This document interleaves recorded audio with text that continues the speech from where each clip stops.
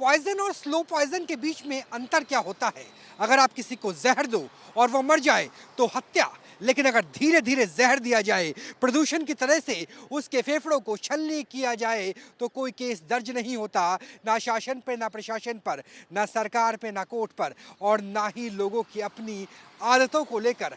राजधानी दिल्ली बीते 1 महीने से ऐसे ही जहर को इनहेल कर रही है, जहां पर एयर क्वालिटी इंडेक्स लगातार 400 से ऊपर बना हुआ है।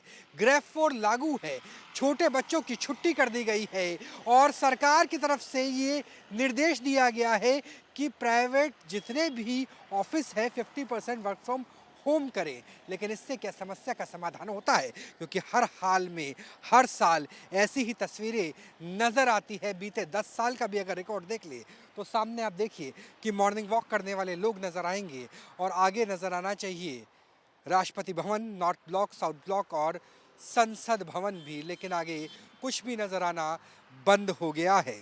तो ये हालात क्यों है? इसके पीछे कौन जिम्मेवार है? क्योंकि पश्चिमी हवाएं जो चलती है वो हरियाणा, पंजाब और पाकिस्तान के पंजाब से पराली वाली हवाएं प्रदूषित लेकर के पहुंचती है।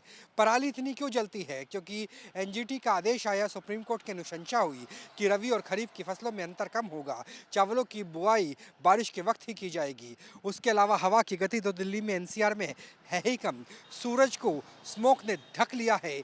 40% के आसपास दिल्ली का प्रदूषण गाड़ियों से आता है, और अगर आपके पास सीएनजी या इलेक्ट्रिक व्हीकल है तो ये मत सोच लीजिएगा कि उससे प्रदूषण नहीं होता, क्योंकि जब गाड़ी का चक्का घूमता है तो हर किलोमीटर में कम से कम 20 ग्राम PM10 जनरेट होता है धूल से ही। दिल्ली में दुनिया का 5वां सबसे बड़ा मेट्रो का नेटवर्क लगभग 400 किलोमीटर का है। पूरी पब्लिक ट्रांसपोर्ट सीएनजी से चलती है। इलेक्ट्रिक व्हीकल्स की संख्या बढ़ती जा रही है, लेकिन उसके बावजूद पॉल्यूशन कम नहीं हो रहा। जब एम्स के बड़े डॉक्टर कहें कि अगर आपके पास पैसा है तो छोड़ जाइए देश की राजधानी को, तो सोचिए जिनके पास पैसा नहीं है वो कहाँ छोड़ करके जाएंगे। और ऐसी हालात में लोगों की स्थिति क्या होगी? कुछ लोगों से भी बात करने की कोशिश करते हैं। प्रदूषण बहुत ज़्यादा है, सुबह उठकर आमतौर पर सोचते हैं शुद्ध हवा लेंगे, कितनी परेशानी होती है, यहाँ तो आंखों में जलन हो जाती है। जी सर, मगर ये तो कम होने वाला ही नहीं है। कोई उम्मीद लगती है कि दिल्ली वालों को आज से 1 साल बाद, 5 साल बाद, 10 साल बाद कोई राहत मिलेगी? यमुना की सफाई के लिए तो मुख्यमंत्री कहते हैं, पर प्रदूषण के लिए कुछ नहीं होता।